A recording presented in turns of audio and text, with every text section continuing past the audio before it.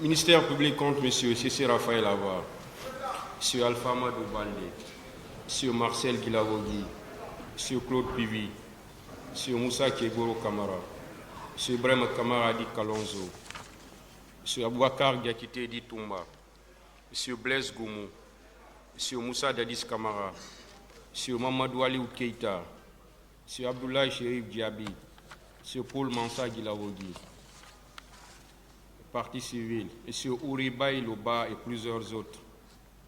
La Fédération internationale des ligues de droits de l'homme FIDH, l'Organisation guinéenne de défense des droits de l'homme et des citoyens OGDH, l'Association des parents, victimes et amis du 28 septembre 2009, AVIPA, M. Isto Keira, venez à la barre s'il vous plaît.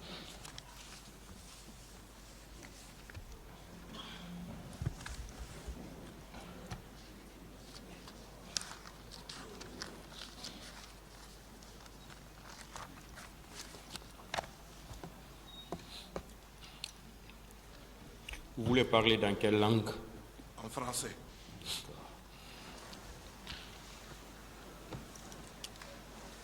Vous avez le choix, parler étant debout ou vous asseoir. Avec vos permissions, je souhaiterais être assis. Allez-y. Assis.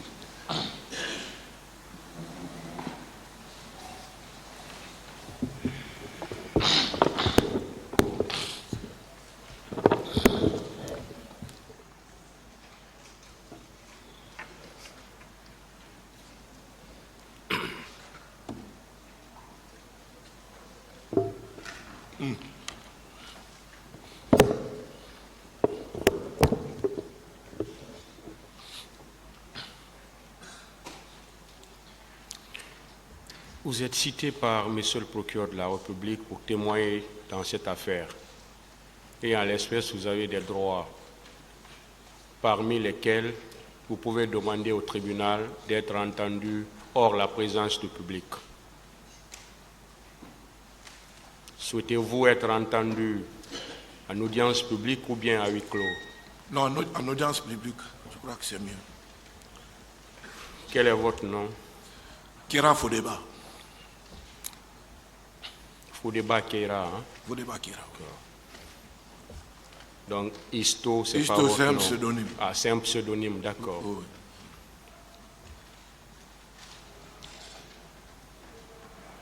Quel est votre âge ou votre date de naissance? 4 juin 1961.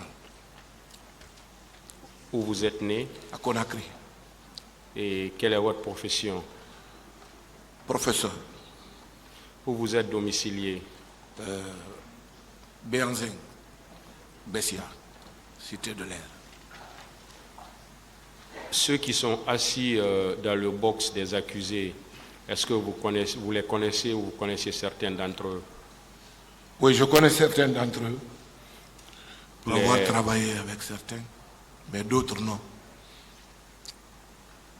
Les victimes qui se sont succédées à la barre ici, est-ce que vous les connaissez ou vous connaissez certaines d'entre elles?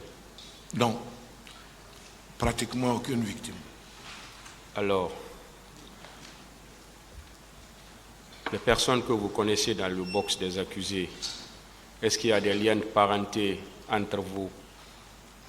Des liens de parenté, non, mais des relations de travail, nous en avons eu. Est-ce que ces relations de travail continuent? Mais non, dès que pratiquement il y a eu le changement de système de régime, suite aux accords de Ouagadougou, j'ai été coopté dans le gouvernement du général Sékou Konaté.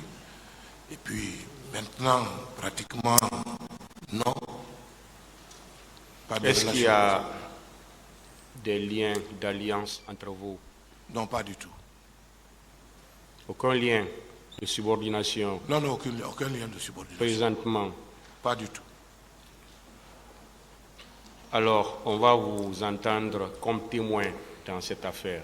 D'accord. Et le témoin, c'est celui qui a vu, c'est celui qui a entendu. Et le faux témoignage est une infraction qui est prévue et punie par la loi. Sur ce, vous allez jurer à la barre de ce tribunal de dire sans haine ni crainte toute la vérité et rien que la vérité dans cette affaire. Vous leverez alors votre main droite et direz « je le jure ». Je le jure. Le tribunal prend acte de votre prestation de serment.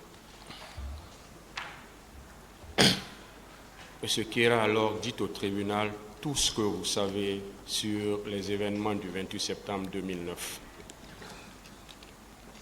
Bien, je vous remercie, Monsieur le Président. Monsieur le Président, Messieurs les assesseurs, Mesdames et Messieurs les avocats,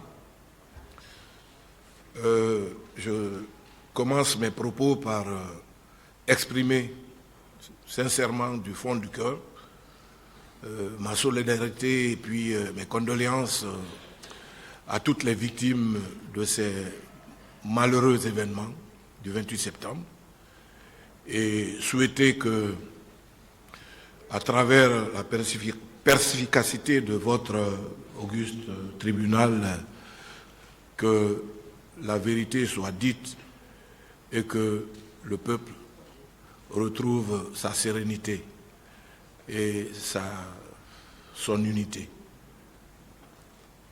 Après cela, je voudrais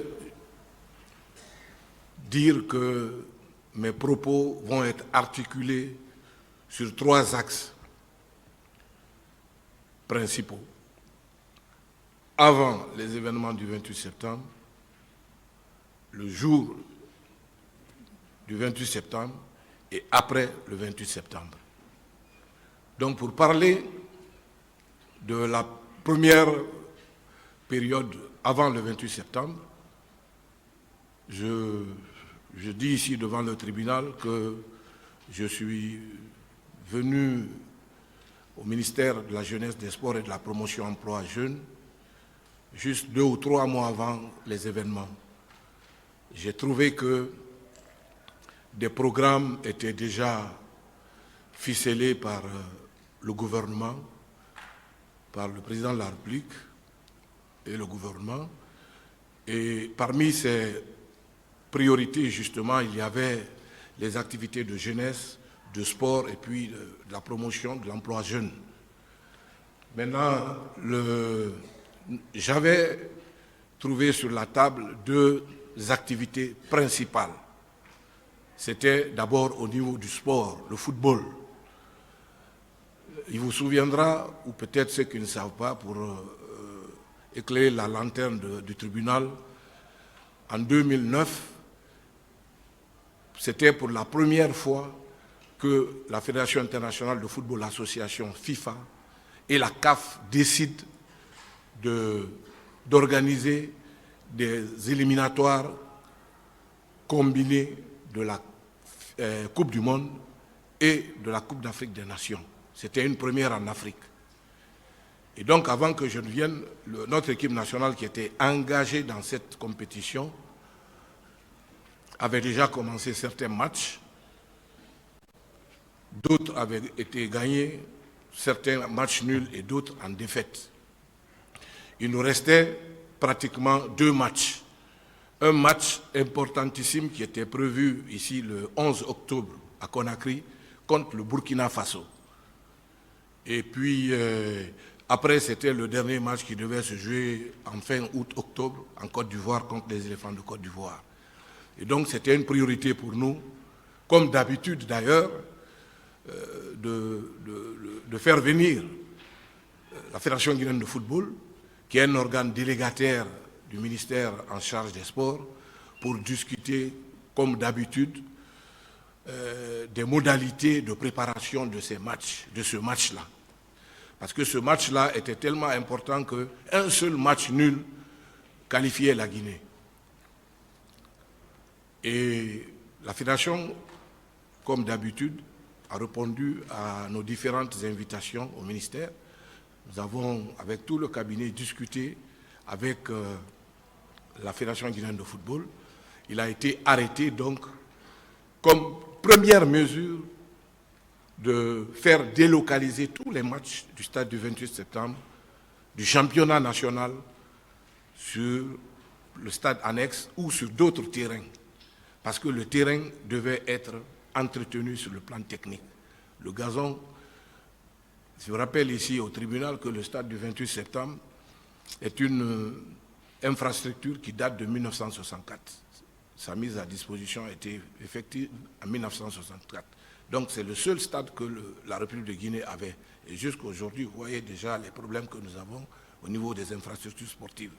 Donc il était question de préserver la pelouse, de régler certains détails au niveau des vestiaires. La direction technique devait aussi faire un travail de coordination avec le groupe électrogène parce que les matchs se jouent pas sur le secteur EDG, mais sur les groupes électrogènes. Donc il a été donc décidé de prendre une décision par la direction générale du stade du 28 septembre à travers une décision, un communiqué pour une large diffusion. Ce qui fut fait.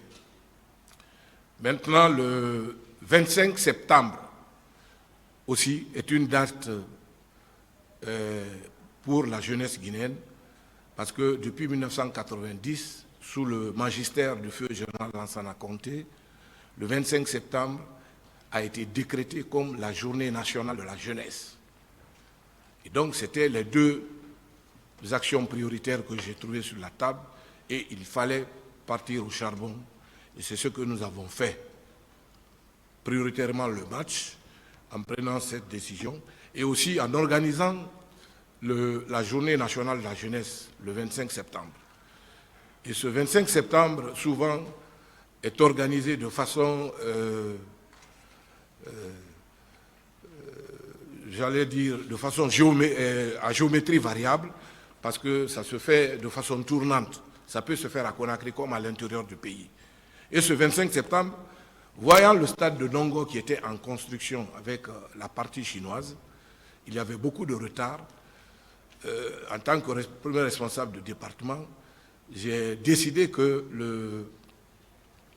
proposer au cabinet que pour interpeller le président de la République d'alors, le capitaine Moussa Dadis, et tout le gouvernement pour organiser pour une fois cette cérémonie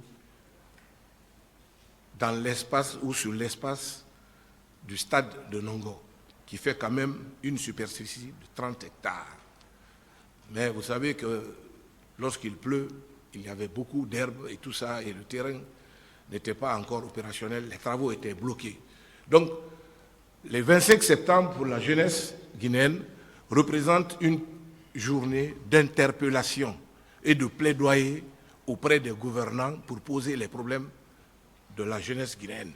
Et donc, parmi ces préoccupations de la jeunesse guinéenne, il y avait justement la mise en valeur de ce stade-là, qui traîne d'ailleurs jusqu'à présent à être opérationnel.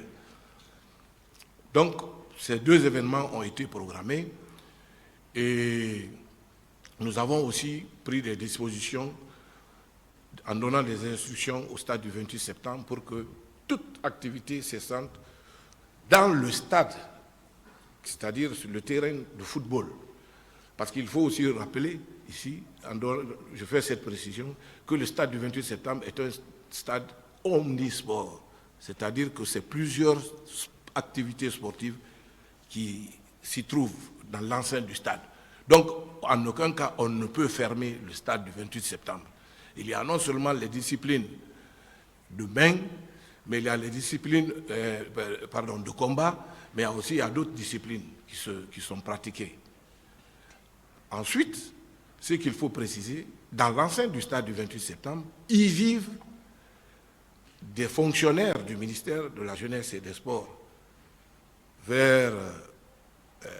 en allant vers la piscine olympique, à côté de l'Institut national de jeunesse et de sport, l'INJS. Donc il y avait toutes ces réalités-là qu'il fallait gérer. Donc, les instructions ont été données. Et puis, nous avons fait cette activité le 25 septembre. Mais je dois ici préciser que, pour ceux qui me connaissent, vous pouvez demander, je suis très procédurier et je ne suis pas de nature à faire traîner les courriers sur mon bureau. Et ce qui fait qu'il y a eu tellement de spéculations autour de lettres, de demandes, d'organisation de meetings ou de demandes de spectacles, parce qu'il y avait aussi des agences de spectacles qui organisaient, qui voulaient organiser des spectacles. Toutes ces manifestations-là ont été, il a été demandé de délocaliser ces différentes manifestations, qu'elles soient sportives, culturelles ou politiques.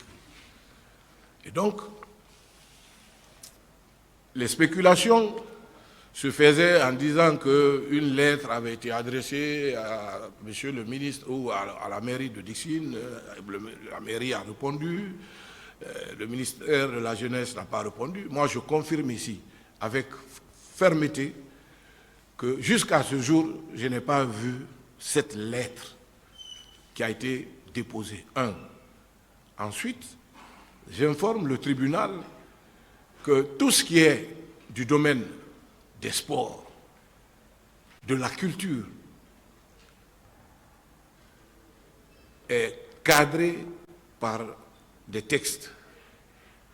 Vous ne pouvez pas prétendre organiser une manifestation de sport ou un spectacle au stade du 28 septembre si vous n'avez pas un accord préalable du ministère de la Sécurité, c'est-à-dire la Direction générale de la police.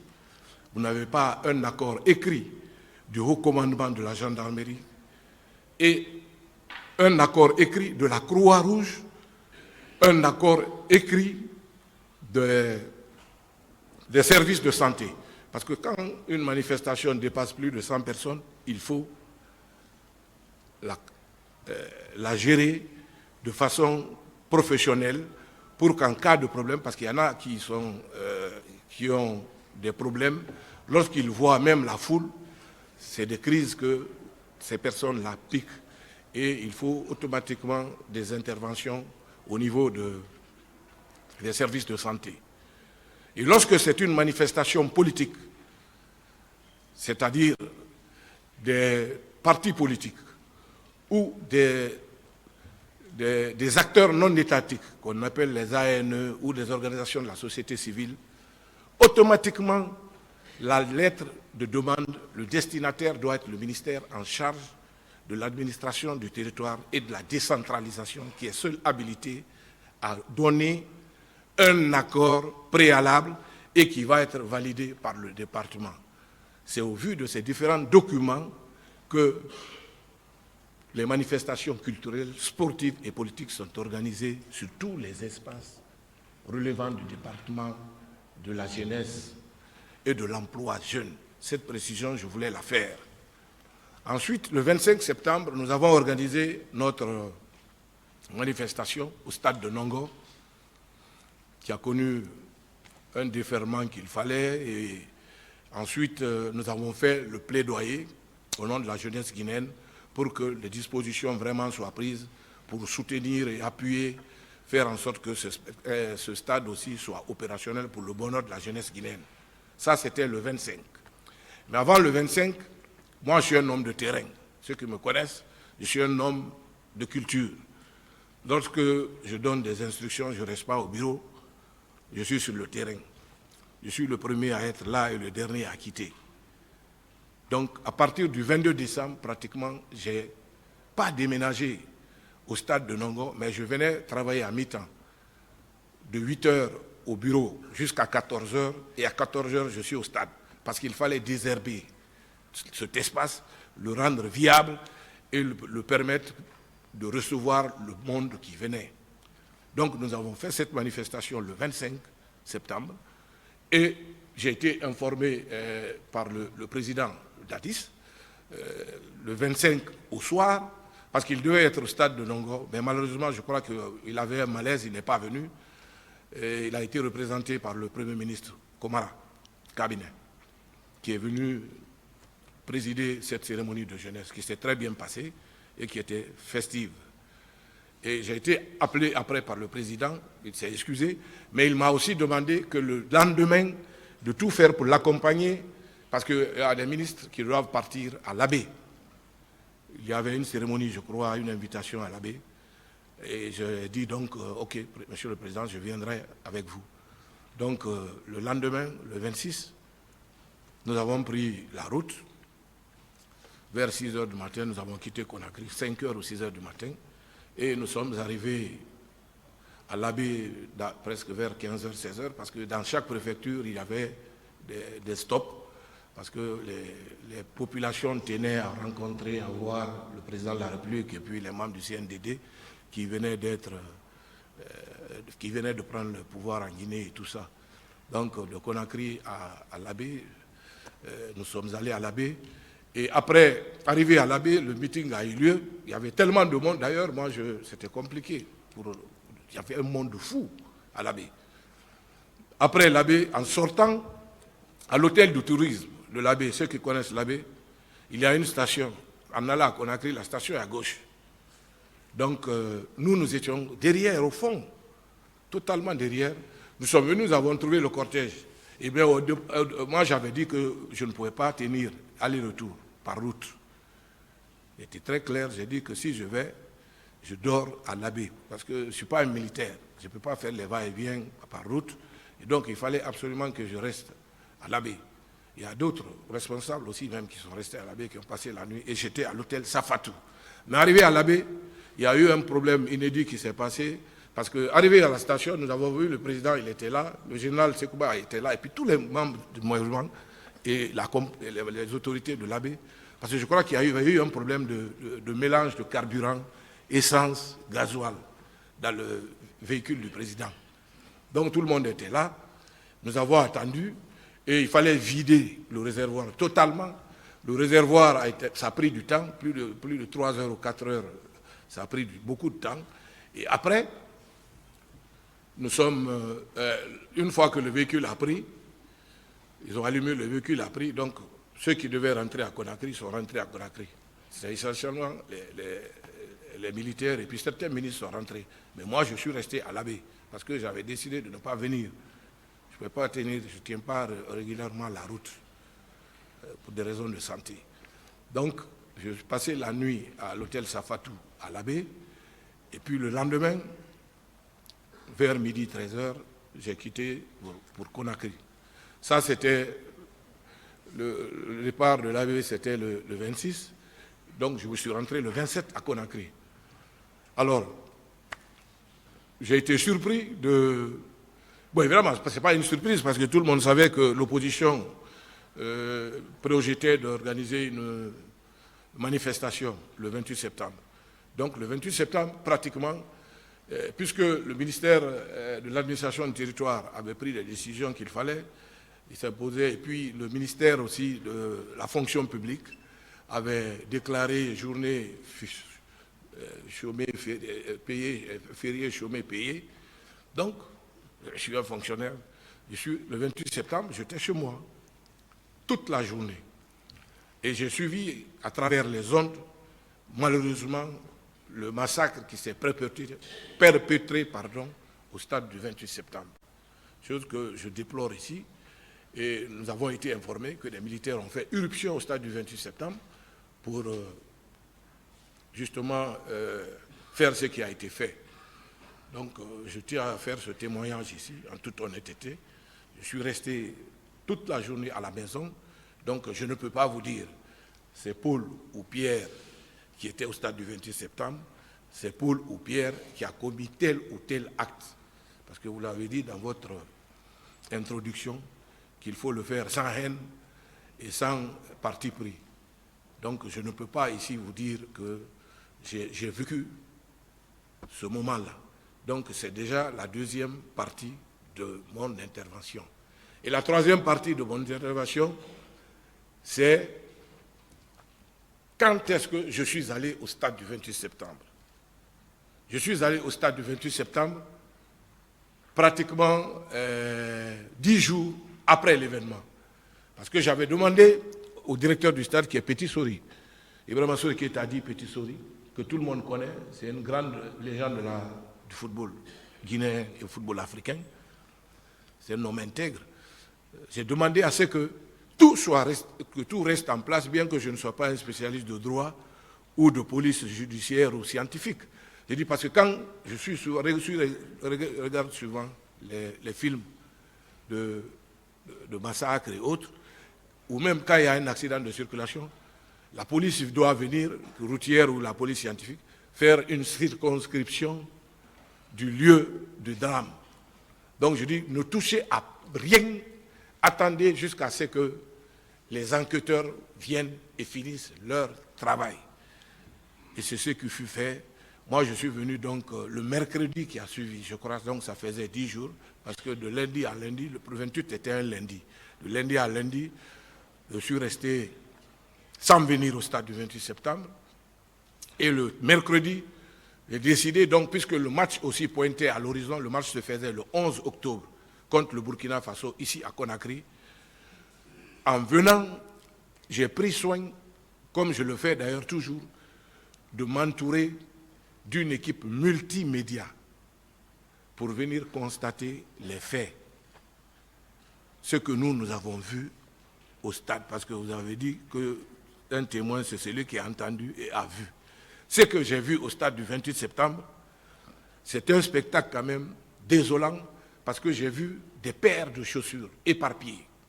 J'ai vu des sachets plastiques un peu partout sur la pelouse.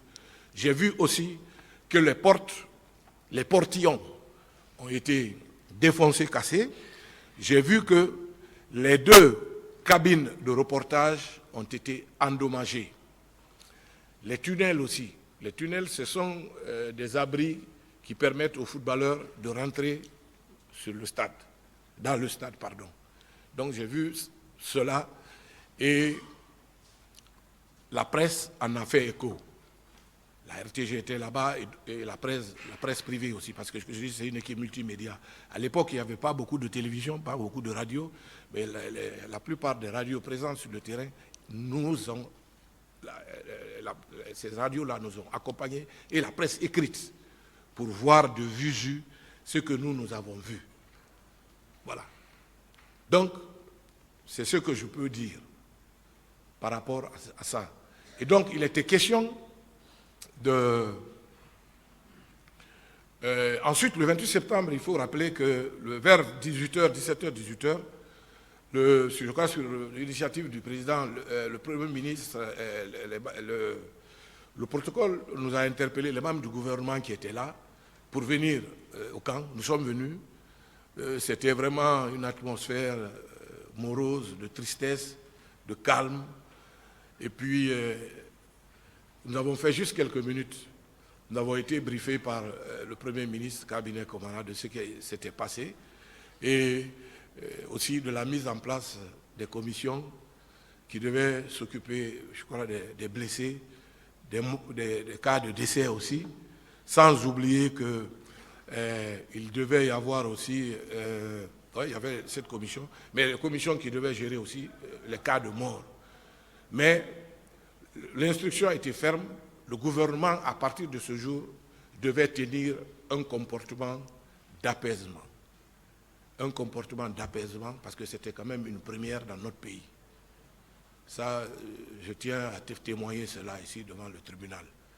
Et c'est après cela que pratiquement nous sommes allés, chacun est rentré chez lui parce que ça n'a pas pris de temps. Voilà.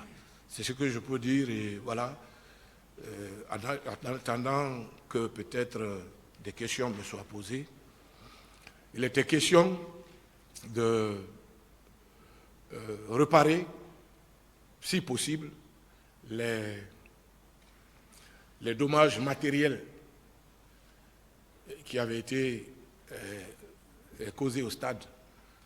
Bon, cela n'était rien par rapport aux âmes que nous avons perdues, aux femmes qui ont été violentées, aux femmes qui ont été violées. Donc, tout cela est un sentiment sincèrement de regret. Et puis, j'ai appelé le lendemain le PDG de Guico Presse, KPC, qui d'ailleurs a été très patriote et que je profite de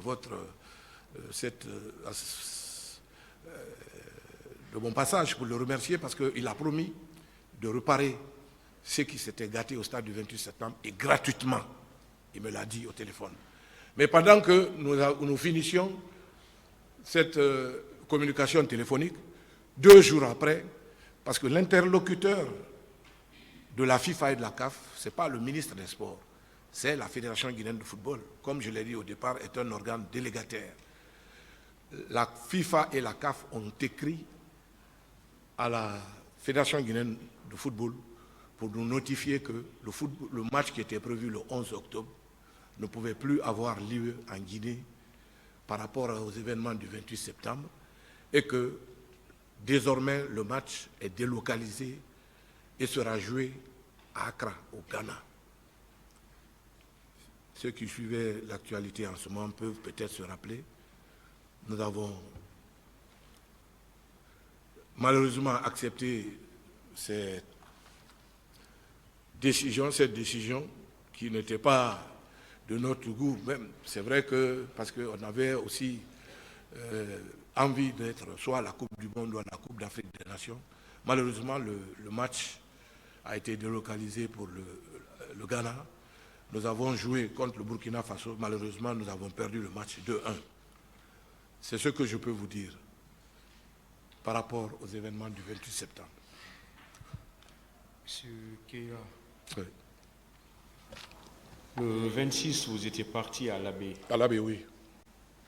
Avec le président et les membres du gouvernement. À votre retour, est-ce qu'il a été question, parce que vous avez dit ici que tout le monde était informé de cette manifestation ou de ce meeting du 28 septembre, est-ce qu'il a été question au sein du gouvernement d'une réunion ou d'une entente pour parler des préparatifs au moins de cette manifestation?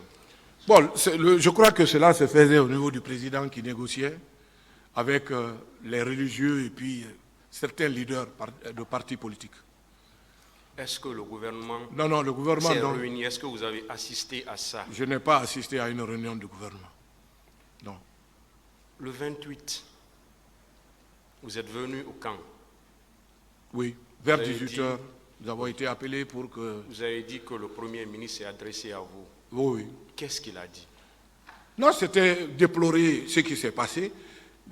Il a même fait un communiqué, le Premier ministre, à l'époque. Il avait fait un communiqué pour déplorer ce qui s'est passé. Vous pouvez nous dire en substance ce qu'il vous a dit, si vous vous souvenez? Non, il a déploré l'acte et il a demandé à tous les membres du gouvernement, par rapport à ce qui s'est passé, de faire profil bas et de tenir des propos d'apaisement. C'est ce qui a été simplement dit. Est-ce que par endroit, il ne vous a pas dit ceux qui ont commis cet acte? Non.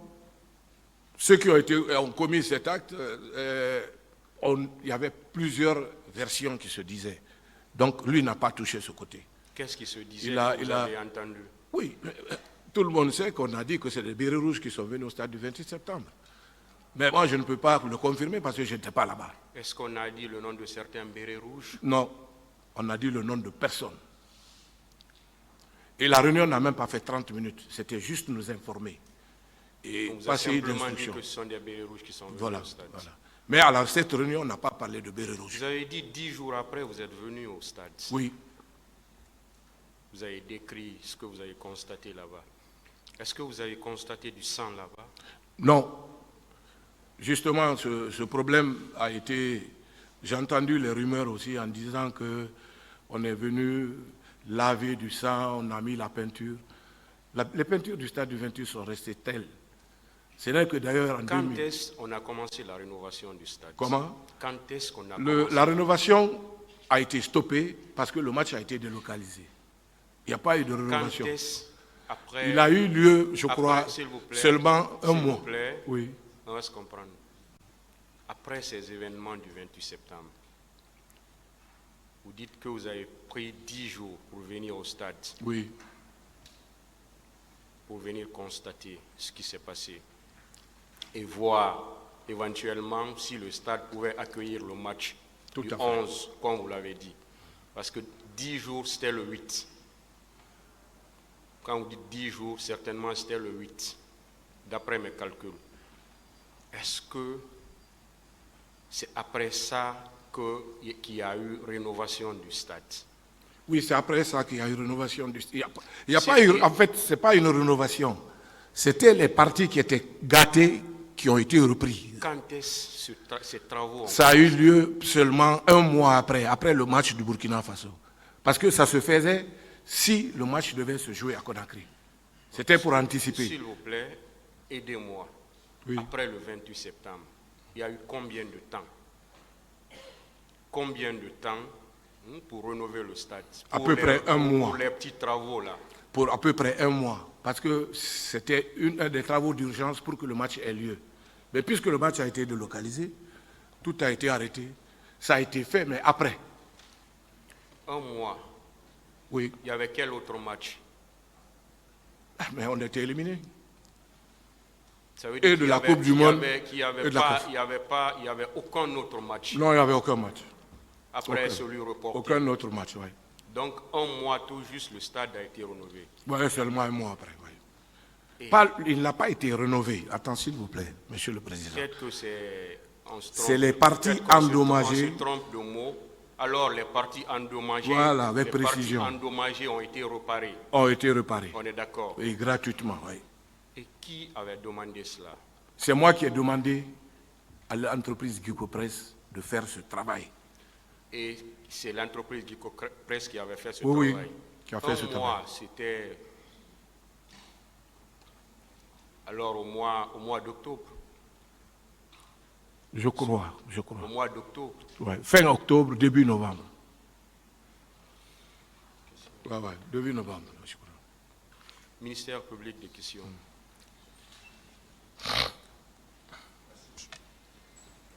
Merci, Monsieur le Président. Merci.